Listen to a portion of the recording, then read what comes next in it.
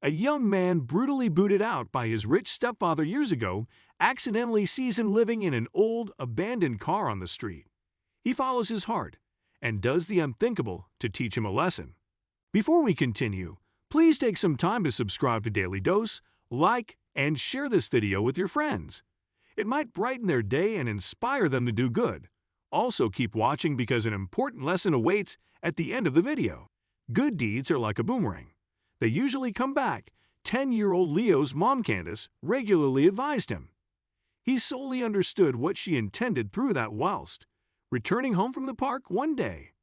Candace saw an older girl struggling to carry her bags, and in the blink of an eye, she hurried to the lady's rescue and helped her.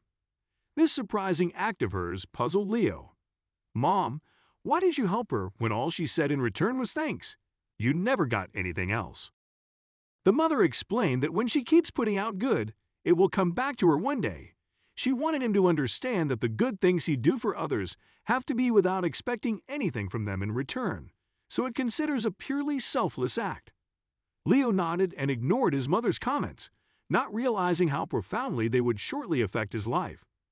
One day, Candace took her son out, and as Leo started to grow curious, he kept asking and wondering where were they heading. The mother led him to the cafe and strode over to a seat where a middle-aged guy and a youngster were sitting.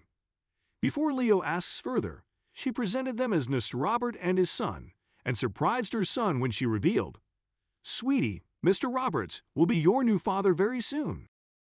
Her son Leo didn't understand, so he kept looking at his mother with so much confusion until she added, "Darling, we are getting married next week.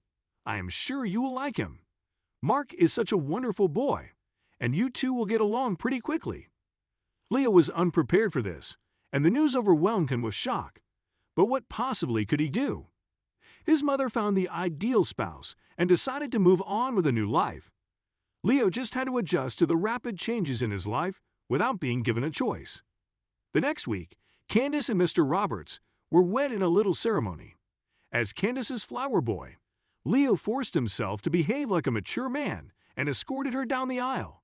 To please his mother, he would have done anything, even moved mountains. Time passed too fast, and 14-year-old Leo rapidly discovered how to adjust to the situation. He considered Mark to be his elder brother and Mr. Roberts to be his new father. He put in all of the effort necessary to fit in with the family and largely relied on his mother. He had her for comfort and support. But who could have predicted that Leo would suffer the worst blow to his life and reach an unanticipated turning point? Leo's small world came tumbling down when Candace received the devastating news that she had terminal cancer. This news came too late, and now she has only a couple of months to live. They mostly were spent with Leo, advising him to be a good kid and to grow to be a successful, wise man. And she would make him promise to be strong whenever his eyes get teary over the news of losing her forever. Candace was repeatedly preaching to him about how important it is to help the needy because kindness is the best form of humanity, and it comes back tenfold. Candace died shortly after, assuming her son now had a loving father and a brother who would care for him after she was gone. But she was wrong. Days passed, and even before the mound of earth on his mother's grave could level, Leo's life turned miserable. Mr. Roberts stopped sending him to school and made him do all the housework while pampering his son, Mark. "But Dad, I have to prepare for my tests," he pleaded with Mr. Roberts one day. "Tests? You're not going to school. I'm not paying for your education. You can stay in my house as long as you work for it." Mr. Robert was heartless to Leo, to the point where he neglected his studies and didn't care about his future. Leo was crushed, and his heartbroken soul fluttered like a caged bird inside him. Weeks and months passed, but nothing changed in Leo's life. Even when his teachers visited Mr. Roberts, asking why Leo was absent from school, he lied to them by telling them that Leo was the one not wanting to go to school because of the painful loss he had been through. Mr. Roberts made Leo do all the household work, garden, and wash his cars. Day by day, the poor boy lived like a servant. Several months passed, and one day, Mr. Roberts kicked Leo out of his house after he accidentally burned his expensive suit while ironing it. Robert raged and couldn't stop yelling at him. He even kicked him out of the house in a brutal way. He made sure to tell him not to come back to the house ever again, without asking himself, where would the boy go, and how would he be able to manage his life alone and homeless? Heartbroken and orphaned, Leo wandered across the street. He was hungry and terrified, and didn't know where to go. He was exhausted and took refuge on a bench. "Mommy, I'm scared. Please help me. I never wronged anyone. And why is this happening to me?" Moments later, an answer arrived from someone who gently touched his shoulder from behind. Leo freaked out and recognized Wendy, the older woman his mother once helped carry her shopping bags home.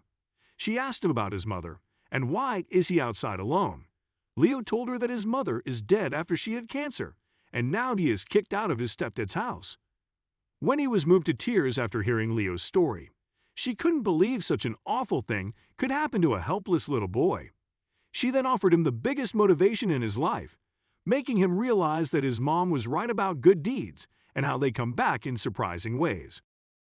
As she hugged him tight, she told him not to ever say that he is nobody because God is watching over us all the time, that when He shuts one door, He opens a better one.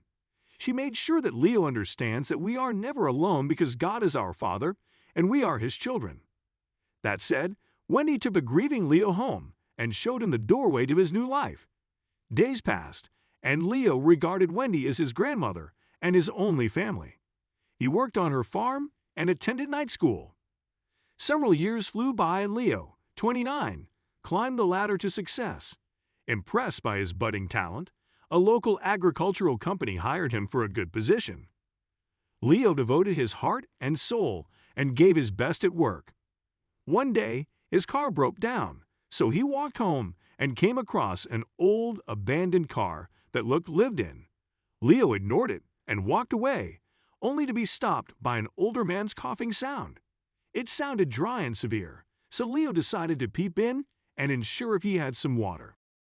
When Leo peeked through the window, he was in for a huge shock. The man coughing inside was none other than his stepfather, Mr. Roberts. "Mr. Roberts, what are you doing here?" Leo exclaimed in shock. The man rose and started to cry after recognizing Leo. Robert said that he lived in his car. He gulped his sorrow and spoke up, revealing that he had been kicked out by his beloved son, who he had loved and pampered all his life. After Robert handed his company with full trust over to Mark because he was getting old, he ruined the business. He took things for granted, and the company became bankrupt. So Robert took it back from him and sold it off. When the money ran out quickly, he sold his house and then moved into a smaller house. He sold his cars to pay the debts, and his savings ran out. One day, Mark booted him out, saying he would never let him in unless he returned with the money. Robert has no friends or family and nowhere to stay. But Leo unexpectedly didn't want revenge. Instead, he felt sad for him, and he took the next most significant step in his life. He took his stepdad home and sheltered him. "But dear, I was so cruel to you. Why do you want to help me?" Mr. Roberts sobbed, feeling guilty and ashamed of himself. Leo smiled and replied that he was kind to everyone, and it returned to him. He now has a family, friends, and a home full of warmth and love. And after seeing him in such an awful situation, he confirmed that being evil brings the bad dead back. Therefore, he took him to shelter him, saying, "I'm being careful of what I do so I don't end up in such situations like yourself." Leo lived up to his promise to his late mother and was proud of himself for being kind to everyone regardless of how people treated him. He took Mr. Roberts home and took care of him, thus teaching him a lesson that family is about love and not blood.